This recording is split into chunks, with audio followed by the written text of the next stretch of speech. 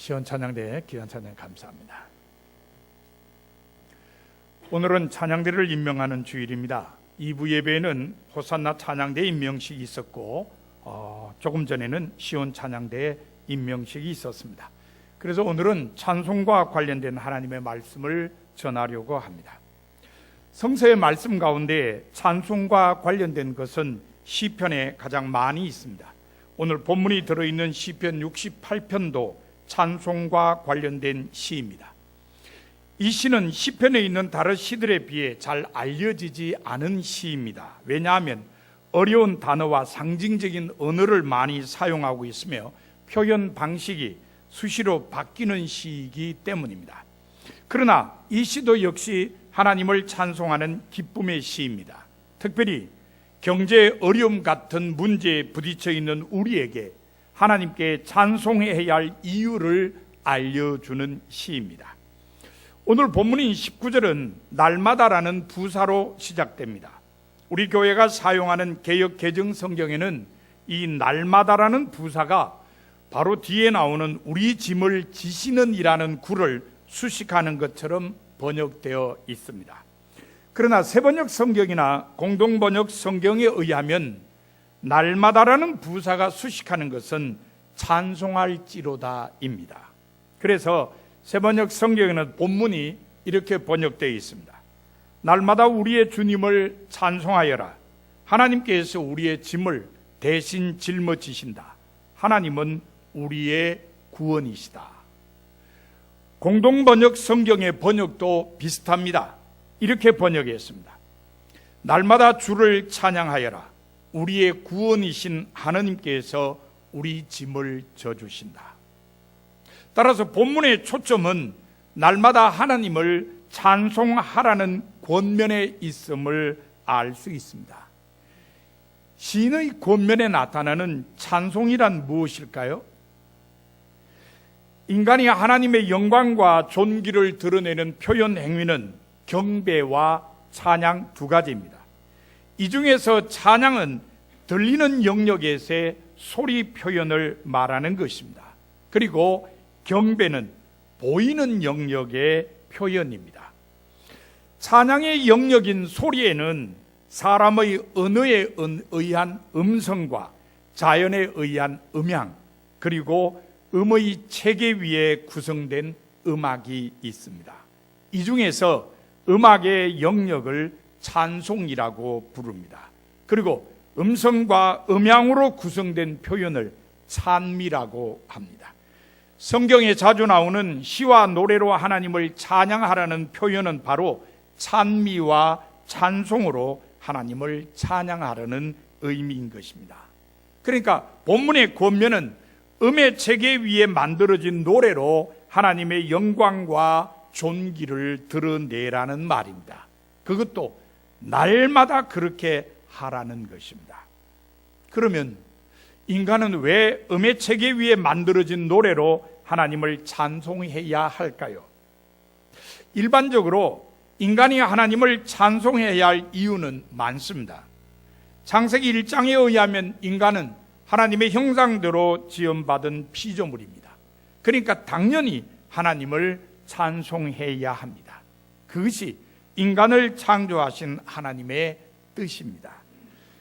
이사야 43장 21절에 보면 하나님께서 이스라엘 백성을 향하여 말씀하시기를 이 백성은 내가 나를 위하여 지었나니 나를 찬송하게 하려 함이니라고 했습니다. 이스라엘 백성이 누굽니까? 하나님께서 택한 사람들입니다. 그러니까 택함 받은 사람들은 하나님을 찬양해야 한다는 겁니다. 여러분 모두도 택함 받은 하나님의 백성입니다. 그러므로 여러분도 하나님을 찬송해야 합니다. 인간이 하나님을 찬송해야 할 다른 이유는 찬송의 능력 때문입니다. 설교나 기도가 하나님의 능력이 임하는 통로인 것처럼 찬송을 통해서도 하나님의 능력이 나타난다는 것입니다. 그래서 찬송은 곡조 있는 기도요, 노래의 형식을 띤 설교라고 합니다. 찬송은 때때로 돌같이 딱딱하고 완고한 마음을 녹여서 하나님께로 향하게 합니다. 불안한 마음을 안정시켜 평화롭게 해주기도 합니다. 낙심한 사람에게 위로와 용기와 소망을 주기도 합니다. 찬송에 이러한 능력이 있기 때문에 택함받은 모든 사람은 하나님을 찬송해야 한다는 것입니다. 그러므로 여러분도 찬송해야 합니다. 왜냐하면 여러분도 다 찬송의 능력으로 삶을 펼쳐가는 분들이기 때문입니다. 인간이 하나님을 찬송해야 할 또 다른 이유는 찬송이 감사를 표현하는 하나의 방법이기 때문입니다. 구약 성경 시편에는 150편의 시가 들어 있습니다. 그래서 시편이라는 제목이 붙어 있습니다. 그런데 이 시편이라는 제목은 우리나라를 비롯해서 중국, 일본 세 나라가 공통적으로 사용하고 있습니다. 하지만 히브리어 성경에 붙어 있는 원래의 제목은 다릅니다. 그 원래의 제목은 찬송의 책입니다. 이것은 150개의 시가 하나님께 올리는 찬송임을 강조하는 것입니다. 물론 우리가 아는 대로 150개의 시 중에는 개인이나 공동체가 위기 상황에서 하나님께 드린 기도문도 있습니다. 소위 탄식시라고 부르는 시들입니다. 그러나 그러한 기도문에도 위기가 물러가게 되면 하나님을 찬송하겠다는 다짐이 들어 있습니다. 그러므로 전체적으로 볼 때에 150개의 시에는 대부분 찬송의 요소를 내포하고 있습니다. 그렇기 때문에 찬송의 책이라는 제목이 붙여진 것으로 이해할 수 있습니다. 그런데 이 찬송의 책에 나타나는 찬송의 내용에는 감사가 제일 많습니다. 다양한 감사의 내용이 많은 시에서 나타나고 있습니다. 136편 같은 경우에는 26절로 되어 있습니다. 그런데 26절 모두에 감사하라는 말이 들어 있습니다. 찬송으로 감사를 표현하라는 말입니다. 그러므로 범사에 감사하며 살아야 하는 택함받은 모든 사람은 하나님을 찬송해야 합니다. 여러분도 찬송하며 살아야 되시겠죠? 왜요? 범사에 감사하며 사는 하나님의 백성이니까요.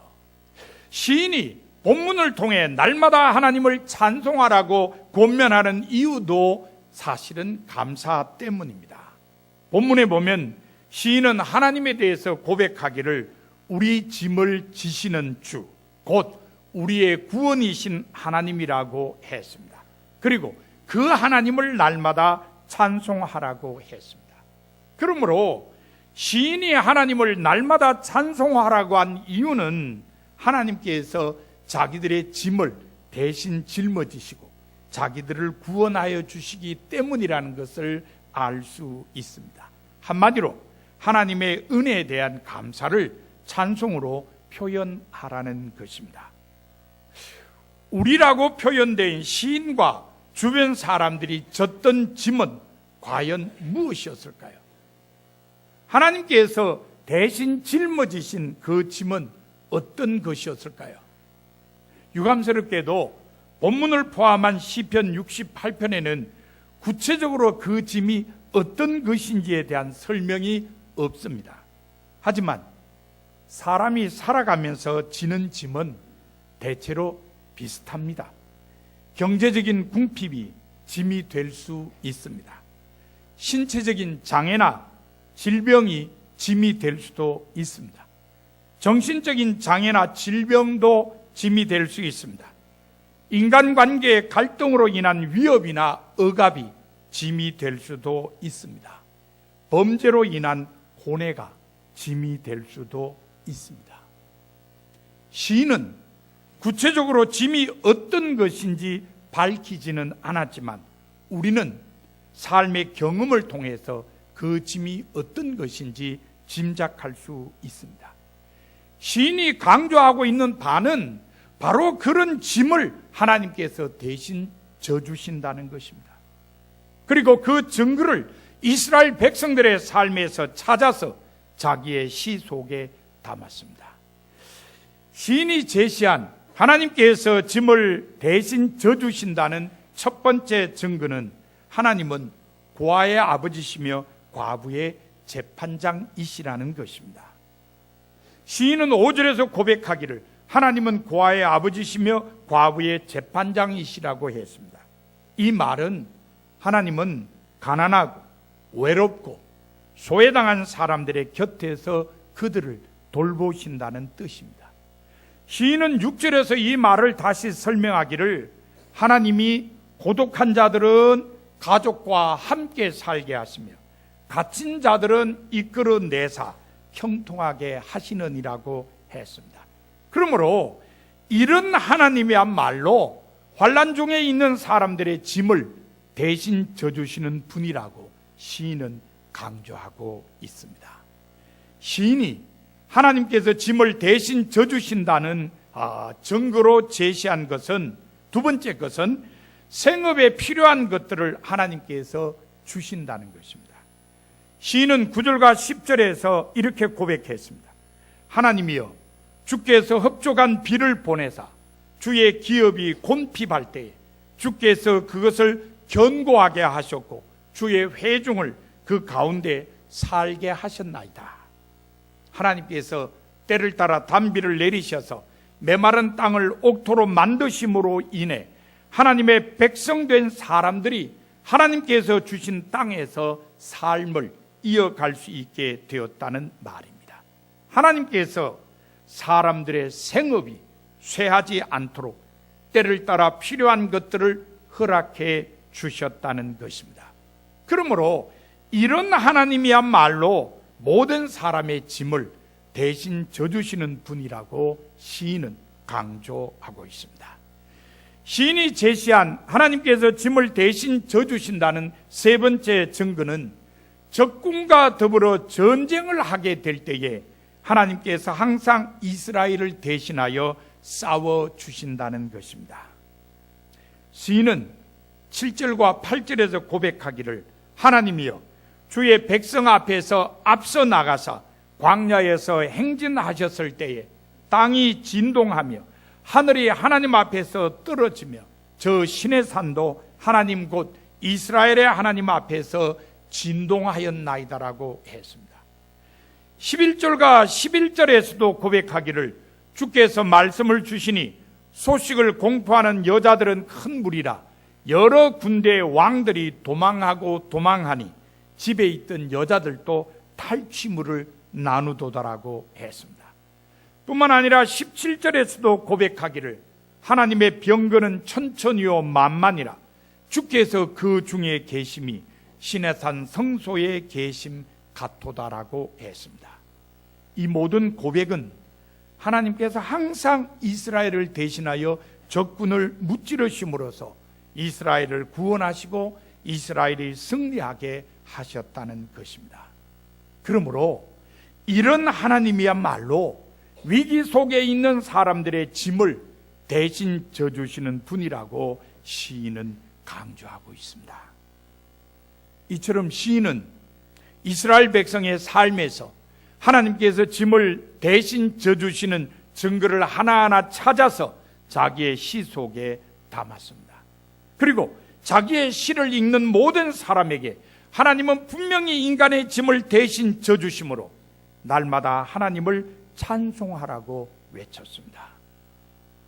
우리는 이 시인의 외침에 귀를 기울여야 합니다. 그리고 지금도 우리의 짐을 대신 져주시는 하나님께 대한 믿음을 분명하게 가져야 합니다. 시편 55편 22절에 보면 시인이 이렇게 말을 했습니다. 네 짐을 여호와께 맡기라. 그가 너를 붙드시고 의인의 요동함을 영원히 허락하지 아니하시리라. 베드로전서 5장 7절에 보면 사도 베드로도 이렇게 말했습니다. 너희 모든 염려를 다 주께 맡기라. 이는 그가 너희를 돌보심이라.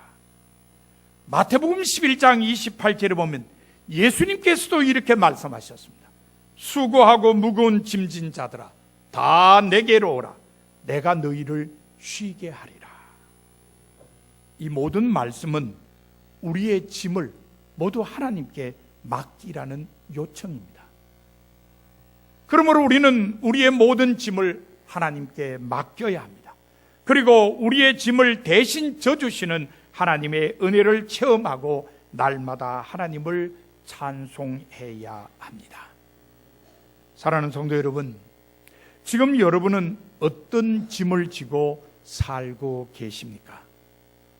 짐이 지나치게 무거우면 삶 자체가 고통스러워진다고 하는데 여러분이 지신 짐이 여러분의 삶을 고통스럽게 하지는 않습니까? 하나님께서는 오늘 시편 68편을 쓴 시인의 글을 통해 여러분의 짐을 하나님께 맡기라고 말씀하십니다. 짐을 하나님께 맡김으로써 짐을 대신 져주시는 하나님의 은혜를 체험하라고 말씀하십니다. 그리고 그 은혜를 감사하며 날마다 찬송하라고 말씀하십니다. 여러분 모두 여러분의 짐을 하나님께 맡기시고 짐을 대신 져주시는 하나님의 은혜를 체험하시며 그 은혜에 대한 감사로 날마다 찬송하며 사는 성도가 다 되시기를 바랍니다. 이제 말씀을 마음에 새기고 결단하는 침묵 기도를 2, 3분간 드리도록 하겠습니다.